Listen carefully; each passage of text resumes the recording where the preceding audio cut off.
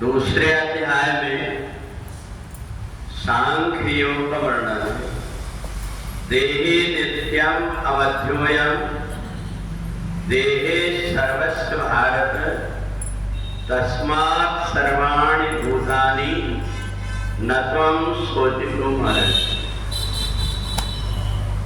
दूसरे अध्याय में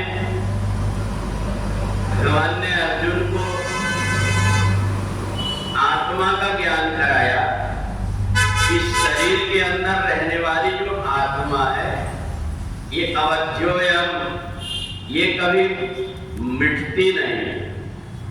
शरीर के अंदर रहने वाली जो आत्मा है वो सूक्ष्म शरीर में निवास करती है, इसलिए शरीर में रहकर के जीवात्मा कर्म करता है, परंतु वो अंदर जो आत्मा रहती है उसका शरीर से किसी प्रकार का नाता नहीं, शरीर से वो अलग है।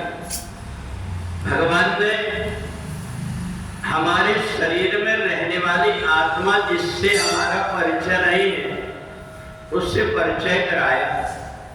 पहली बात तो भगवान ने कहा ये जो आत्मा है इसमें अनेक जन्मों के संस्कार और याद बनी हुई रहती, और इसलिए भगवान चाहते तो हिंदी में भी अर्जुन को समझा सकते, परंतु भगवान ने संस्कृत में इसलिए समझाने की कोशिश किया क्योंकि हमारी इंद्रियों में देवता बैठे हुए, इंद्रिय द्वार झरोखा नाना जाता सुर बैठे का थाना। वो देवता हमारी इंद्रियों में बैठे हुए, उनने अनेक प्रकार के विषयों को पकड़ करके रखा हुआ है। जीव ने स्वाद को पकड़ करके रखा है, शरीर ने स्पर्श पकड़ करके रखा है, जिह्वा ने स्वाद पकड़ करके रखा है। तो इसलिए भगवान देववाणी में संस्कृत भाषा में उन देवताओं को समझाते हैं जो इंद्रियों के देवता हैं। उनसे कहते हैं कि तुम्हारे अंदर जितनी वासना है ये वासना को अलग कर दो, क्योंकि शरीर थोड़े दिन के बाद में छूट जाएगा, और अगर वासना बनी रहेगी तो मरते समय व्यक्ति को वही याद आएगी और फिर से उसका जन्म और मरण बना रहेगा। तो भगवान उन देवताओं को देववाणी में समझा करके उनको विषयों से अलग करके आत्मा को स्वतंत्र करने के लिए भगवान ने देववाणी में सुनाया, और देववाणी में गीता सुना करके देवताओं के मन के अंदर जो आसक्ति रहती इंद्रियों के द्वारा हमें सुख मिलेगा, उन आसक्ति को छुड़ाने के लिए भगवान ने ज्ञान कराया। और इसलिए गीता का ज्ञान रखने वाला व्यक्ति शरीर में आसक्त नहीं होता। वो प्रजात यदा कामाल सर्वान् पापमगत मनोगता, मन की जितनी वासनाओं को है वो त्याग देता है। उसको लगता है कि ये इच्छाएं ही मनुष्य को बांध करके रखती है, इसलिए वो अपने प्रयत्न करके और जितनी प्रकार की इच्छाएं हैं उन इच्छाओं को कम करके और धीरे धीरे आत्मा में रमण करने लगता है। फिर जब व्यक्ति गीता का ज्ञान में उसको लगता है कि मेरे साथ में जो परिवार के व्यक्ति हैं इन व्यक्तियों के बिना मैं कैसे रह पाऊंगा, तो भगवान उसको आत्मा का ज्ञान कराते हैं। बहुनी में व्यतीतानि जन्मानि तव चापि, इस आत्मा ने अनेकों बार शरीर धारण किया और अनेक बार परिवार बने। एक जन्म में जो परिवार बना हुआ है दूसरे जन्म में वह परिवार बनेगा ये कोई निश्चित नहीं।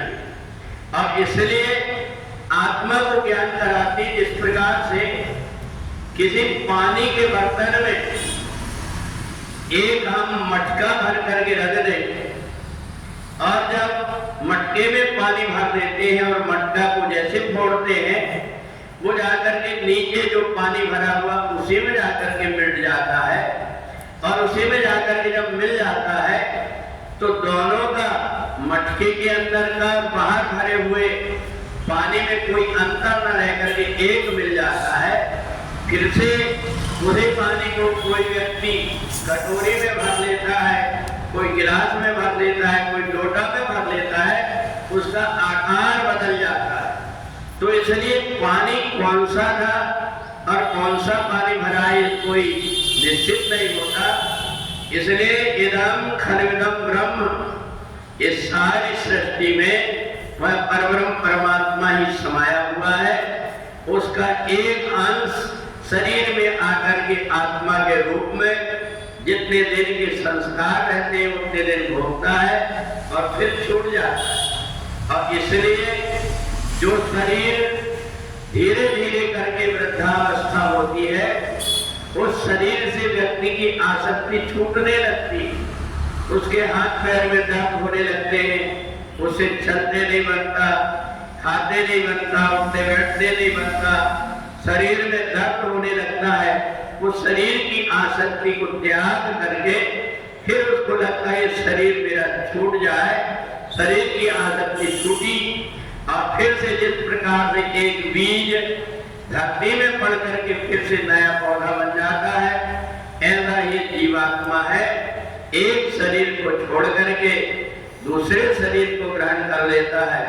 तो इसलिए इस शरीर में हमारी आसक्ति ना रहे, या परिवार के जो व्यक्ति हैं इनके साथ में रहकर बहुत प्रेम से रह करके प्रेम का व्यवहार कर लो, परंतु एक बात ज्ञान में रहे कि एक दिन ये सब छूटना है, सब परिवार धन संपत्ति छूट जाएगी।